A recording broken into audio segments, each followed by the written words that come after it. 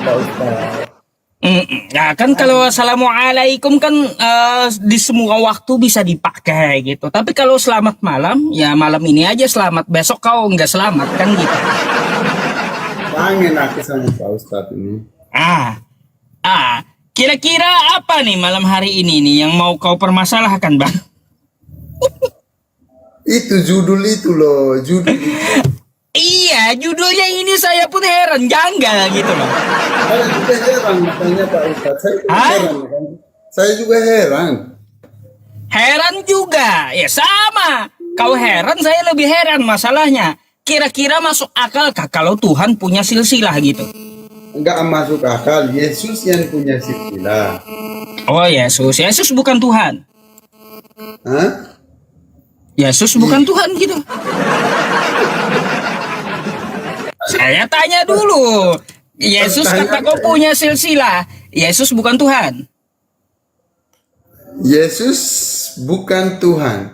Yesus Tuhan. Bukan Tuhan. Nah, Tuhan Yesus atau bukan Tuhan? Yesus Tuhan atau bukan Tuhan? Yesus Tuhan. Yesus Tuhan. Habis itu? Yesus Tuhan. Dan Yesus bukan Tuhan. Dan bukan Tuhan macam mana itu? Ini apa-apaan Yesus Tuhan dan bukan Tuhan? Apa coba? Iya, dua-duanya. Pelin pelan kau. Iya, dua-duanya. Yesus sebagai Tuhan dan sebagai manusia. Makanya jawabannya Nggak bisa kalau pelin pelan kayak gitu statusnya nggak jelas. Kau harus tetapkan status Yesus itu kayak gimana? Tuhan atau bukan? Kalau bukan ya bukan sama sekali. Kalau Tuhan, ya mari kita bahas gitu. Ya makanya kan jawabannya dua, Yesus Tuhan dan bukan Tuhan, sebagai manusia dan sebagai Tuhan. Sebagai manusia dan sebagai Tuhan itu ajaran siapa? Kapan Yesus ngajarin kayak gitu? Bang. Ajaran bingung kau. Yesus nggak ada ngajarin kayak gitu. Tapi Yesus bilang aku turun dari surga. Gitu, Aku Bang. turun dari surga. Berarti dia numpang di surga gitu. Kan dia turun dari surga. Sedangkan Tuhan menciptakan surga. Kalau Yesus dari surga berarti dia numpang di surga. Atau macam mana nih? Akulah dia, kata dia. Akulah dia. Dia siapa? Kau kesana kemari bahasnya dia siapa? Kalau yang kau bacakan itu dia Mesias. Ya betul kalau dia Mesias. Cuma Yahudi yang gak mengakui dia Mesias. Apa itu Mesias, Pak Ustadz? Menurut Pak Ustadz, coba. Mesias sih bukan Tuhan. Utusan yang memang dinubuatkan itu Mesias. Mesias itu penyelamat. Macam mana? Kalaunya disebut penyelamat Mesias itu, sedangkan Yesus pun kagak selamat sama tentara Romawi kau ini. Macam mana? Dia penyelamat sama tentara Romawi aja dia nggak selamat, macam mana? Dia disebut Mesias itu karena penyelamat. Karena penyelamat. Lalu macam mana dia mau disebut penyelamat sedangkan sama tentara Romawi dia nggak selamat? Dia selamat.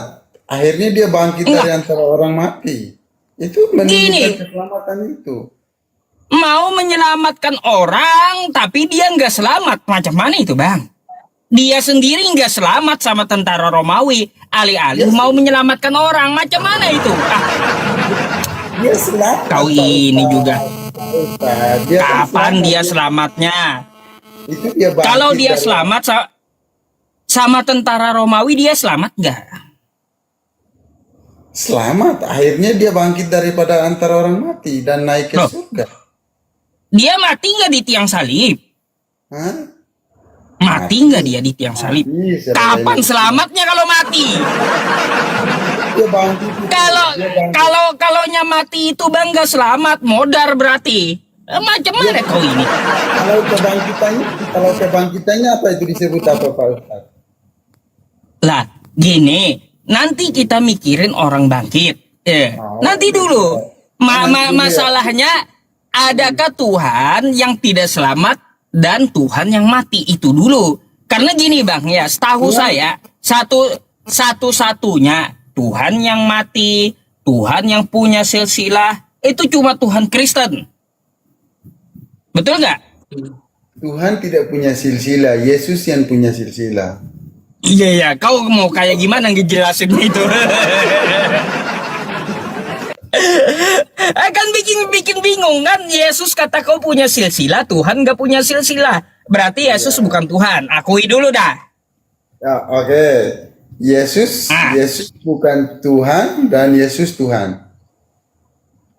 Kepelin-pelan pengakuan kau. Nggak bisa orang itu ya punya status dua, nggak mungkin. Yesus punya status dua sebagai manusia dan sebagai Tuhan. Hanya Tuhan yang bisa punya status. Hanya Tuhan lah yang punya status dua. Ya udah, saya tanya, kapan Yesus ngajarin kayak gitu? Status dia Tuhan dan status dia manusia. Mana dalilnya? Dalilnya yang secara eksplisit tidak ada, Pak Ustadz. Kalau nggak ada, ngapain kau omongin, Bang? Kalau nggak ada, kau ngomongin ngapain coba? Aku dan Bapa adalah satu, dan aku di dalam Bapa. Makin hari makin lucu aja. Kalau nggak ada nggak usah kau omongin. Ya bahas yang ada dalilnya aja apa gitu. Ya kalaunya kau bilang nggak ada tapi kau omongin, namanya itu apa? Balki-balkibul, pembohong, Bang, namanya itu. Bukan, secara eksplisit kata-katanya yang kayak tadi itu nggak ada memang tertulis, tetapi dari kata-kata lain yang Yesus pernah mengatakan seperti ini, Bang Ustadz. Aku di dalam Bapa, Bapa di dalam aku. Aku dan Bapa adalah satu. Ya iya, murid-murid juga satu dengan Bapa. Bapa di dalam murid-murid. Satu lagi begini, Yesus pernah berkata, barang siapa yang melihat aku, dia telah melihat Bapakku di surga. Artinya Yesus menampilkan diri Allah yang sesungguhnya di dalam dirinya. Berarti Yesus bohong dong. Kata Yesus, Bapa tidak dapat pernah kau lihat, tidak dapat dilihat Bapa itu. Kalau Bapa dapat dilihat dalam Yesus, ya berarti Yesus bohong dong. Karena dia adalah anaknya. Hmm? Dia sendiri yang bisa mengetahui itu. Kita manusia yang punya terbatas tidak bisa. Ini Bang, kalau bahas Yesus nih pasti kemana-mana, ke anak pula. Kalau habis argumennya ke anak. Padahal kan iblis juga anak Allah tuh. Di perjanjian lama, di Ayub 1 nomor 6. Tapi kasih naik dulu Pak Dede dulu. Pak Dede nanti. Nanti kalau kau nyari Pak Dede langsung aja ke tempat dia, Bang. Kalau malam ini saya mau nanya silsilah Tuhan masalahnya. Kata kau Tuhan, kata kau bukan. Heran saya. Gak jelas. Artinya gini, Yesus itu punya silsilah.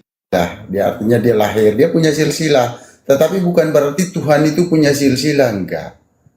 Yesus lahir. Kayak gimana? Karena Yesus punya silsilah. Menurut keyakinan atau iman orang Kristen, orang Katolik, Yesus itu punya dua natur. Oh, dua natur. Kapan Yesus ngajarin itu? Allah dan manusia, dia menjadi manusia, kan gitu. Penyesat ini, penyesat. Iya. Kau coba buka 2 Yohanes 1. 2 Yohanes 1 nomor 7. Sebelum itu Bang Ustadz, coba Abang baca Yohanes 1 ayat 14. Ya, firman itu menjadi daging, jadi manusia. Nah, itu toh. Ya udah, kalau makanya Pak Ustadz. Saya tahu. Pendeta Yusuf PI hatam Bible. Sekarang saya mau tanya kalau kayak gitu, kalau itu dalilnya. Sudah jadi Pak Pendeta sekarang, berarti ganti saya. Iya. Saya ganti. Ya iya, saya tuh pendekar tauhid. Iya, pendekar tauhid. Iya.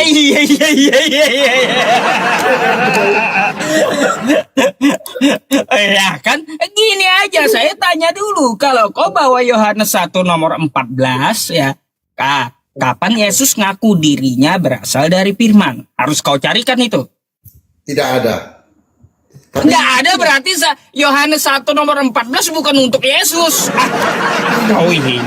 gini bang, tapi dia bilang akulah firman yang hidup. Akulah firman yang hidup. Di mana? Ada, coba lihat, coba abang cari. Kan Ustadz apa tadi pendekar tuh. Iya. Kau yang kau ajuin dalil kan kau yang carikan. Karena saya kan bukan pendeta, dan siapa tahu Pak Pendeta tahu kan. Mana-mana akulah firman yang hidup tuh nggak ada kecuali Elohim dulu di perjanjian lama, di perjanjian baru nggak ada Yesus ngaku gitu. Akulah firman yang hidup.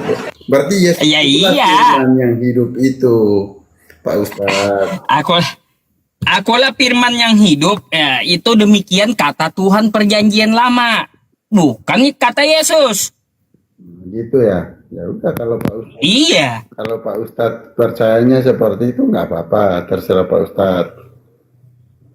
Nah inilah bang, ajarannya bikin pusing. Cobalah ikuti apa yang dikatakan oleh Yesus aja gitu. Nggak bakal pusing Kristen ini. Enggak. Kalau yang ngikutin kata pendeta, kata gereja tambah pusing. Ikutin ya. Serius tambah pusing. Ikutin kata Yesus. Di mana? Coba. Akulah firman yang hidup. Kata Yesus mana itu? Akulah firman yang hidup. Apa yang diajarkan Yesus? Nggak pernah ada. Diikutin orang Katolik itu diikutin. Coba kau carikan ayatnya yang kau katakan tadi juga nggak ada. Kecuali di perjanjian lama. Oke lah. Tuh. Karena gini Pak Ustadz, kalau menguasai Alkitab, saya jujur saya tidak menguasai Alkitab. Di mana ayat-ayat itu saya tidak tahu. Ya belajarlah bang. Biar jadi pendeta kayak saya gitu. Makanya saya naik untuk belajar dengan Pak Ustadz. Tapi Pak Ustadz juga belajarnya. Tapi ngotot melulu macam mana? Udah dibilang nggak ada, gak percaya juga. Ayo. Tapi Yesus, ya kalau Yesus berkata seperti itu apa menurut Pak Ustadz? Akulah jalan kebenaran dan hidup, tidak ada seorang pun yang datang kepada Bapa kalau tidak melalui aku.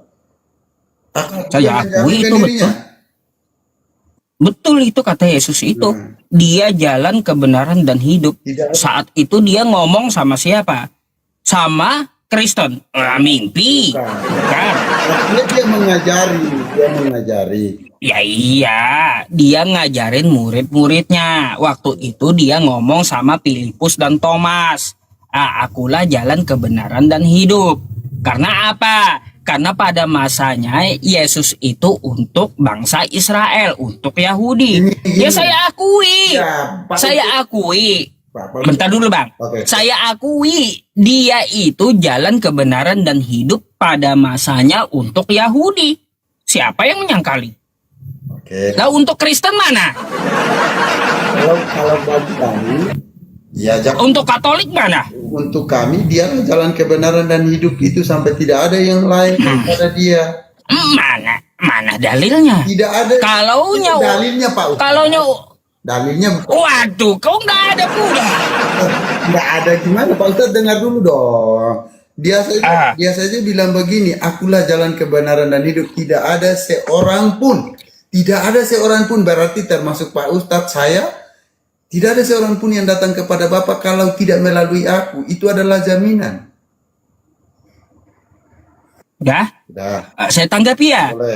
Tidak ada seorang pun, maksudnya waktu dia diutus ke muka bumi, gak ada seorang pun yang diutus selain dia. Jalan yang lain selain dia nggak ada. Di zaman dia diutus. Waktu dia menjelaskan sama Thomas dan Filipus, saya pun tahu. Ini yang Pak Ustadz mengaku ya, tidak ada utusan lain selain daripada iya. Sebagai jalan dan kebenarannya. Saya akui dia untuk Bani Israel, dia jalan kebenaran dan hidup, saya akui itu. Tapi kalau untuk Kristen dan Katolik mana? Mana?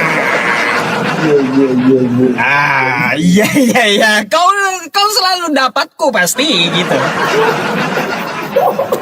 Nggak ada, dia ngaku akulah jalan kebenaran dan hidup Tapi- untuk Katolik dan Tapi untuk Kristen. Nggak pertanyaannya ada. gini Pak Ustadz, pertanyaan Pak Ustadz, Abang Ustadz itu sudah ditanyakan pada murid-murid zaman itu bahwa tunjukkanlah kepada kami Bapa itu. Tetapi apa kata Yesus? Apa jawab Yesus?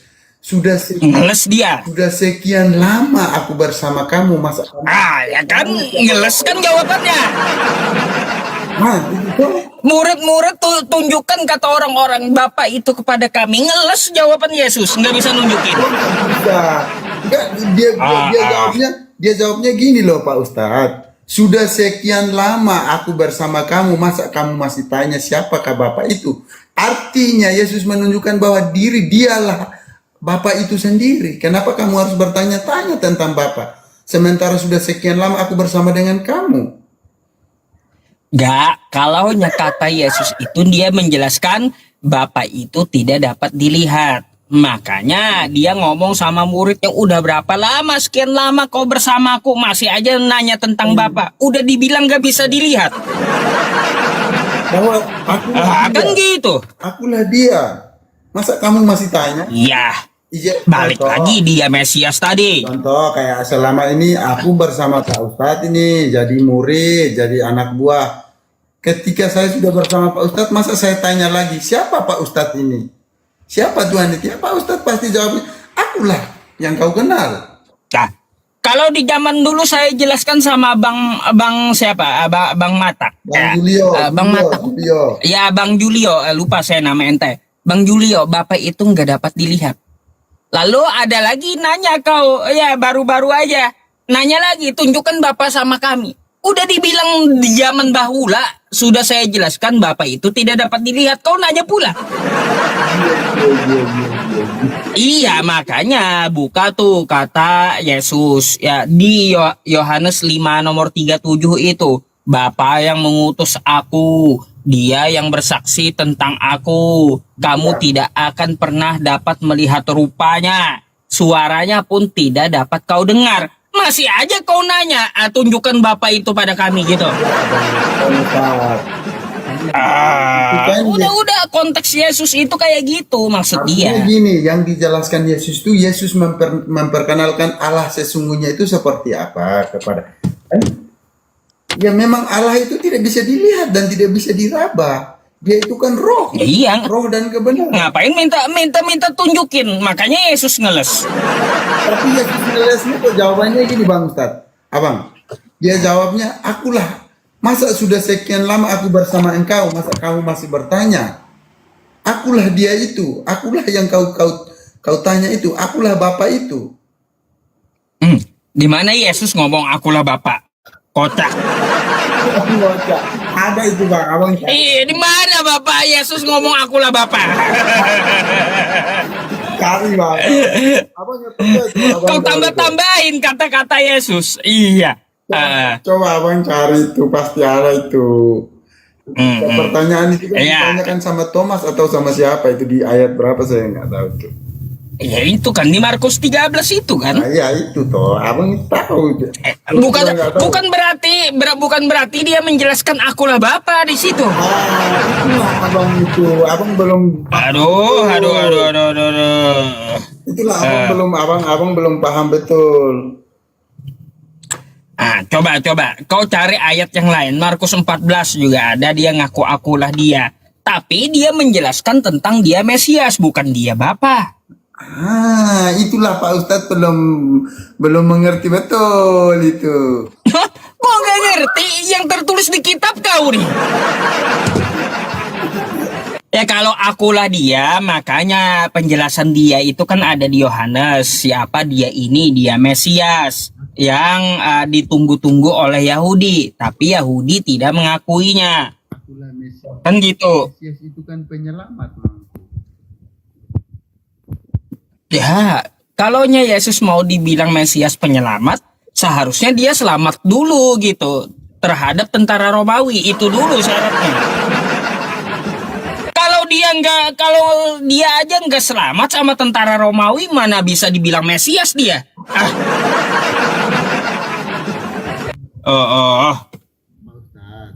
Itu cara jalan. Bang, kok suara kau mengecil ya? Itulah jalannya sehingga untuk menyelamatkan umat manusia dengan cara seperti itu. Gak ada Yesus ngomong bang, dia untuk seluruh manusia tuh gak ada. Kau baca Matius 10 nomor 5 sampai 6. Gak ada Yesus itu ngaku untuk semua manusia. Jadi? Dia ngaku hanya untuk Yahudi. Oh, untuk Yahudi saja. Coba baca Matius 10 nomor 5 sampai 6. Atau saya bukakan. Nih. Kan, Kita baca bentar ya. kan Pak Ustadz sekarang ganti sudah jadi pendeta, katanya pendekar apa? Pendekar tau? Iya. Pendeta Yusuf PI. Iya. Nih. Pendeta Yusuf PI menjelaskan ajaran Yesus. Ke-12 murid itu diutus oleh Yesus. Dan ia berpesan kepada mereka, janganlah kamu menyimpang ke jalan bangsa lain. Nah, catat dulu tuh, catat.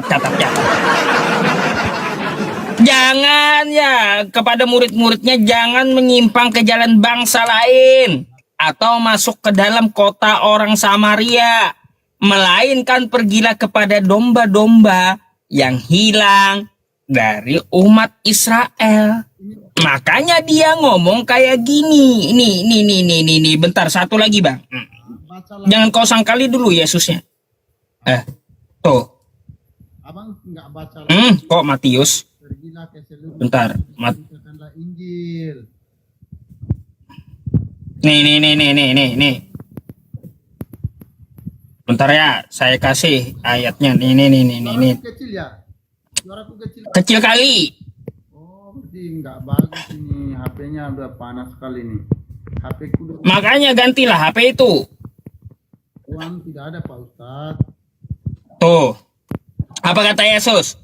Aku diutus hanya kepada domba-domba yang hilang dari umat Israel. Gak ada aku diutus untuk Katolik, untuk Kristen, atau untuk seluruh manusia. Gak ada. Ayo, bantahlah Yesus. Matius 28 ayatnya berapa itu? Matius berapa ya yang terakhir itu? Pergilah ke seluruh dunia, beritakanlah Injil, baptislah mereka dalam nama Bapa, Putra dan Roh Kudus tuh. Itu kata Yesus langsung, itu perintah agung itu. Ya, amanat agung itu kan pergilah ke seluruh dunia, Ya. baptislah dengan nama Bapa, Putra dan Roh Kudus, kan kayak gitu. Gak ada, pergilah ke seluruh dunia, jadikanlah semua hambaku. Gak ada. Gak ada. Kalau baptislah dengan nama Bapa, Putra dan Roh Kudus, artinya apa? Sesuai dengan Matius 3 tuh, nomor 17 dan 18, agar semuanya mengikuti ajaran yang pernah diajarkan Yesus. Kayak gitu, bukan menuhankan Yesus. Abang Ustadz kan bilang ini. Bang, kecil kali kok suara kau. Gini bang, dengar. Abang, ini gini bang, kalau begitu, apa maksud daripada Bapa, Putra dan Roh Kudus itu menurut abang? Abang kan tadi bilang, abang kan sudah pendeta. Orang tiga, kenapa Yesus menyebut tiga orang itu? Bapa, Putra dan Roh Kudus. Apa hubungannya seperti itu? Itu pertanyaan ke abang. Ya kan? Ya kan ada kan menyembah itu dalam roh. Kan kata Yesus kayak gitu. Betul nggak? Makanya apa yang diajarkan oleh Yesus jangan hanya sekedar lewat, tapi menyembah Tuhan itu jangan cuma dari jasad doang gerak-gerik, tapi juga dengan roh sepenuh hati. Kan kayak gitu. Pertanyaan saya itu abang nggak terlalu perhatikan loh. Pertanyaan saya itu, kenapa Yesus kok menyebut tiga nama itu? Bapa, Putra, dan Roh Kudus. Apa hubungannya antara tiga ini kok harus baptis dalam nama tiga ini? Kenapa dia tidak bilang baptis dalam namaku atau dalam nama Bapa saja? Kenapa ada hubungan antara tiga ini? Ada apa sebenarnya Yesus harus mengatakan tiga-tiganya ini? Ya iyalah bang, kan kita tahu Yesus itu kan diakui di zamannya itu sebagai anak Allah. Makanya dia ngomong Bapak. Bapak itu siapa? Bapak itu yang mengutus dia. Tuhannya dia, kan gitu. Berarti Ya iya. kalau Nah, maka berarti sembah, Trinitas itu bentar tidak dulu. salah. Berarti Trinitas itu tidak salah dong. Salah total itu. Itu dong, Bang. Ini makanya dengarkan, makanya Bapa itu kan yang mengutus dia, Tuhannya Yesus, kan kayak gitu. Perlu abang tahu. Lalu mengapa ya dia juga menyebut putra? Karena saat itu utusan hanyalah Yesus, gak ada yang lain. Lalu kenapa dia menyebut roh? Karena ajarannya itu bukan perintah manusia, tetapi perintah dari Tuhan agar menyembah itu dengan roh. Maksudnya itu, maksudnya itu jangan cuma ritualnya doang, ya kagak ikhlas. Kita ini kan ada jasad, ada juga roh, ada juga jiwa. Makanya menyembah dengan segenap jiwa, dengan segenap roh. Ya. Bukan berarti Trinitas. Abang harus Kau pengertian kau kalau Trinitas itu, Bang. ini, Bang. Maksudnya supaya apa? Kok kenapa kalau memang Allah itulah hanya satu-satunya, kenapa Yesus harus perintahkan di dalam 3 nama ini? Apakah nama ini sama-sama punya kuasa? Bapa itu punya kuasa, Putra itu punya kuasa, Roh Kudus itu punya kuasa. Masa Yesus harusnya Bapa, Putra dan Roh Kudus? Berarti Kenapa dia- abang gak nyimak tadi Aku penjawaban bilang, saya. aku Karena bilang, yang disembah itu nggak ada Tuhan yang lain selain Tuhannya Yesus, yaitu Bapa yang mengutus dia. itulah arti daripada Trinitas sesungguhnya, abangku. Bahwa Yesus di situ nggak ada ngomong Trinitas, Bang. Yesus itu menyuruh pribadi kita itu agar mengikuti dia, lalu menyembah Tuhan dia dengan kebenaran, Bapa, dengan Putra, sepenuh dan hati. Roh Kudus. Itu maksudnya Bapa, Putra, dan Roh Kudus, bukan Trinitas. Tidak ada 3 yang disebut. Kenapa nggak disebut Yesus? Baptislah mereka dalam nama Bapa saja.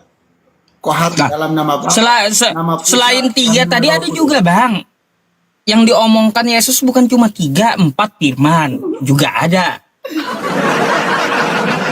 Oke lah, Bang. Jadi nggak bisa dijadikan bahwa ayat itu menjadi Trinitas. Yesus nggak pernah mengajarin Trinitas. Coba kau lihat, dia kan mengutip Ulangan 6 nomor 4.